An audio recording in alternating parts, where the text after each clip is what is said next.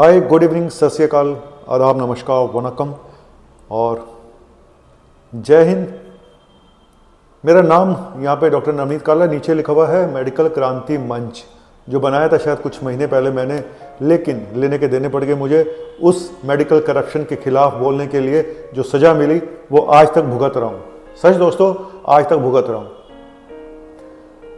आज तो एक बात ये बताऊंगा कि क्यों मैं ये सज़ा भुगत रहा हूँ, नंबर 1। नंबर 2, दूसरा, कुछ डॉक्टर जरूरत से ज़्यादा दवाइयाँ क्यों लिखते हैं, कारण जान के शायद आज वो एक नेक्सस आपको बताऊंगा, कहानी जो बहुत सारे लोगों को पता नहीं है। बहुत सारे लोगों को पता नहीं है।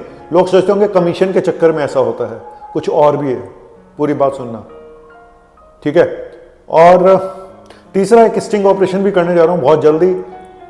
कैसे फार्मा कंपनियां आपको ल्योर करती हैं, डॉक्टर्स को ल्योर करती हैं, ये भी आपको आगे चल के बताऊंगा। लेकिन पहले बता दूं कि मैं अभी तक क्यों भुगत रहा हूं। जैसा कि आपको पता होगा कि मैंने हेल्थ इंश्योरेंस के खिलाफ कुछ वीडियो बनाए थे, स्पेशली एक स्टार हेल्थ इंश्योरेंस के खिलाफ, और मेरे पे प्रेशर डाला गया उस वीडियो को डिलीट करने का। हॉस्पिटल को मेल किया गया जहां पे मैं कंसल्टेंट था कि इन डॉक्टर साहब को बोलें कि वीडियो डिलीट कर दें, नहीं तो आप अपना एसोसिएशन इन डॉक्टर के साथ ख़त्म कर लें। मैंने वो वीडियो डिलीट नहीं किया, क्योंकि अगर मैं उस वीडियो को डिलीट करता तो मैं अपनी ही नज़रों में गिर जाता। लेकिन मुझे वो हॉस्पिटल छोड़ना पड़ा, क्योंकि हॉस्पिटल को झुकना पड़ा, क्योंकि उनकी भी मजबूरी थी। क्या करूं, क्योंकि मैं शायद उतना बिजनेस नहीं देता जितना वो हेल्थ इंश्योरेंस उनको बिजनेस देता है। मेरे पास ऑप्शन बहुत कम बचे हैं इस समय पेशेंट को एडमिट करने के लिए, क्योंकि बढ़ती एज के साथ मैं बहुत दूर दूर तक जा नहीं पाता हूं, और मेरे आसपास जो हॉस्पिटल हैं बहुत कम हैं, तो अब मेरे पास उतने ज़्यादा चॉइसेस नहीं बची हैं। हालांकि मैंने उस हॉस्पिटल को काफ़ी बार इनडायरेक्ट वे में रिक्वेस्ट भी किया, लेकिन मुझे लगा कि यार ये सेल्फ रेस्पेक्ट पे बात आ रही है, तो इसीलिए मैंने अब बात करना बंद कर दिया, ठीक है। लेकिन आप सोचिए कि एक आदमी, एक डॉक्टर जो आपके लिए लड़ता है, मेडिकल करप्शन के खिलाफ लड़ता है, उसका साथ कोई भी नहीं देता, सिवाय यहाँ पे कमेंट्स में वेरी गुड जॉब, ये बोल के वो बोल के। उससे ज़्यादा मुझे क्या मिलता है, बताओ मुझे। आप बोलोगे सर हमारी दुआएं आपके साथ हैं, हम आपके साथ हैं। कैसे हो आप मेरे साथ, बताओ मुझे, कैसे हो आप मेरे साथ। कुछ वकील भी मेरे साथ हैं, जब मैंने उनसे बात करी तो उन्होंने बोला सर कुछ नहीं होगा, छोड़ो। ठीक है भाई, छोड़ देते हैं, वैसे भी फ्री में कौन केस लड़ेगा मेरा। कहते हैं बातें हैं बातों का क्या, कस्में वादे प्यार वफा सब बातें हैं बातों क्या। जब आप इस जनून में आगे निकलते हो ना, आपके साथ देने वाले कोई नहीं होता, सच बता रहा हूँ। सिर्फ बोलने के लिए आपको बहुत लोग मिल जाएंगे, लेकिन साथ कितने खड़े होंगे ये आपको भी नहीं पता होता। जब पीछे मुड़ के देखो तो शायद इक्का दुक्का ही कोई होता है, वो भी आधे रास्ते चल के वो भी छोड़ देगा।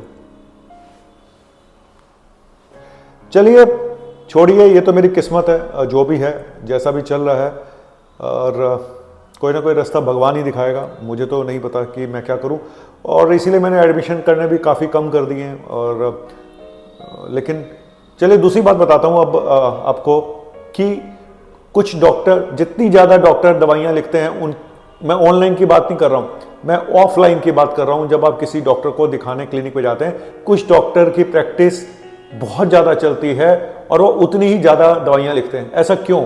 मैं बार बार सोचता था कि ऐसा क्यों है यार, कि जो डॉक्टर जितनी ज़्यादा दवाइयाँ लिखता है उसकी प्रैक्टिस उतनी ज़्यादा चलती है, ऐसा क्या है? मैं बहुत माथापच्ची करता रहा, लेकिन बाद में पता चला मुझे यार ऐसा भी होता है क्या। सच बता रहा हूँ, अगर सच ये है कि ऐसे डॉक्टर, कुछ डॉक्टर जिनके आसपास केमिस्ट की दुकानें होती हैं, तो अगर मैं एक पेशेंट को दवाइयाँ लिख रहा हूँ और मेरी पर डे की दवाई 50 रुपए की है, 40 रुपए की है, और दूसरे डॉक्टर की पर डे की दवाई भी 200 रुपए की है या 150 रुपए की है उस पर्चे की, अगर वो ज़्यादा दवाइयाँ लिखता है, ज़्यादा महंगी दवाइयाँ लिखता है, तो केमिस्ट किसको रेफर करेंगे? ज़्यादातर केमिस्ट उसी डॉक्टर को रेफर करेंगे जहाँ से धंधा ज़्यादा आता है। कुछ ईमानदार केमिस्ट होंगे जो ये नहीं देखेंगे वो देखेंगे भाई हाँ ये डॉक्टर अच्छा है, इसको पेशेंट को बोल दो कि भाई इनको दिखा दो। क्योंकि ज़्यादातर जो नए लोग होते हैं उनको पता नहीं होता कि हमें किस डॉक्टर के पास जाना है, या तो वो अपने पड़ोसी से पूछते हैं या फिर वो बोर्ड लगा हुआ देख के घुस जाते हैं। और ज़्यादातर लोग केमिस्ट की इन्फ्लुएंस में आके डॉक्टर चूज करते हैं, ऐसा भी है। तो जिन डॉक्टर के आसपास केमिस्ट की दुकानें होती है, और नहीं भी अगर आसपास हैं, थोड़ी दूर भी हैं, तो आपका पर्चा जहां जहां जाएगा, जितना ज़्यादा फायदा केमिस्टों को होगा वो उसी को रिफर करेंगे। मैं फिर बोल रहा हूं, मैं कुछ केमिस्टों की बात कर रहा हूं, मैं सबकी बात नहीं कर रहा हूं। मैं कुछ डॉक्टर्स की बात कर रहा हूं, मैं सबकी बात नहीं कर रहा हूं। सच यही है। और चैरिटेबल डिस्पेंसरी, ये भी एक अलग अजीब करप्शन है। आपको बाकी जगह चैरिटी नजर नहीं आती, सिर्फ डॉक्टरी पेशे में सबसे ज्यादा चैरिटी नजर आती है। चैरिटेबल डिस्पेंसरी जगह जगह खुली है, कोई गुरुद्वारे में, मंदिर में, फलाना। वहां पे डॉक्टर की फीस बड़ी कम होती है, 50-100 रुपए में आप दिखा के आ जाते हो, कई जगह 20-30 रुपए में। लेकिन डॉक्टर इतनी महंगी दवाइयां वहां पे लिखते हैं, ज्यादातर जगह, मैं फिर बोल रहा हूं ज्यादातर जगह कुछ डॉक्टर इतनी महंगी दवाइयां लिखते हैं, बल्कि ज्यादातर डॉक्टर चैरिटेबल डिस्पेंसरी में इतनी ज्यादा महंगी दवाइयां लिखते हैं कि बात वहीं पड़ जाती है। और घटिया कंपनी की होती हैं ये ज्यादातर महंगी दवाइयां। क्यों? क्योंकि वहां से उनको जो सेटिंग होती है फार्मा कंपनियों की, वहां से उनको कमीशन मिलती है। ये बात सच है। फिर बोल रहा हूं, कुछ जगहों पे, कुछ चैरिटेबल डिस्पेंसरी में, कुछ डॉक्टर्स द्वारा ये जो नेक्सस है, तो आप जब चैरिटेबल डिस्पेंसरी में जाते हो ना, तो आप बड़े खुश होते हो, बड़े सस्ते में दिखा दिया। सस्ता कुछ नहीं, एक बार दवाइयां जाके देखो, पता चल जाएगा आपको।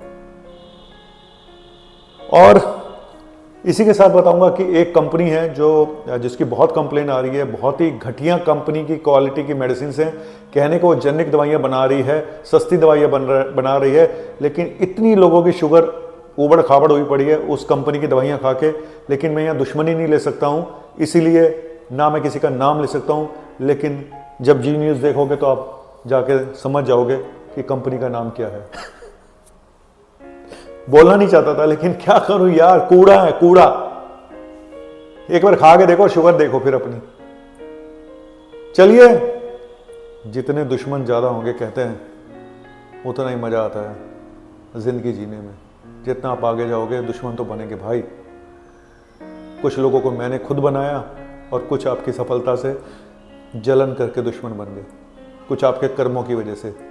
लेकिन मैं डरूंगा नहीं, मैं पीछे हटूंगा नहीं। सर, जिंदगी में कितने भी कष्ट आए, इस रास्ते पे चल पड़ा हूं तो चल पड़ा हूं। आप साथ देंगे बहुत अच्छी बात है, साथ नहीं देंगे तो भी अच्छी बात है। एकला चालो रे, एकला चालो रे, एकला चालो रे। और वो बोलते हैं, कसमें वादे प्यार वफा सब, वादे हैं वादों का क्या। जी हाँ, कसमें वादे प्यार वफा सब, वादे हैं वादों का क्या। वादे मेरे पास इस मेडिकल क्रांति मंच के नाम में ग्रुप में बड़े वादे लोग करते हैं, आके जुड़े हैं। लेकिन सच बात यह है कि मुझे अकेला ही चलना है, एकला ही चलना है। या तो मैं कोई पॉलिटिकल पार्टी ज्वाइन कर लूं,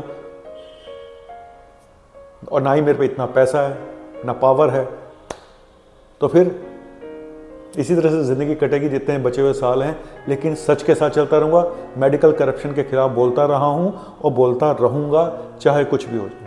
शुक्रिया, थैंक यू। और मुझे माफ़ कर देना मेरे डॉक्टर भाइयों, अगर आपको बुरा लगाओ। मैं फिर बोलता हूँ, मैं चंद डॉक्टर्स के बारे में बात करता हूँ, सब डॉक्टर्स के बारे में नहीं। बस, शुक्रिया।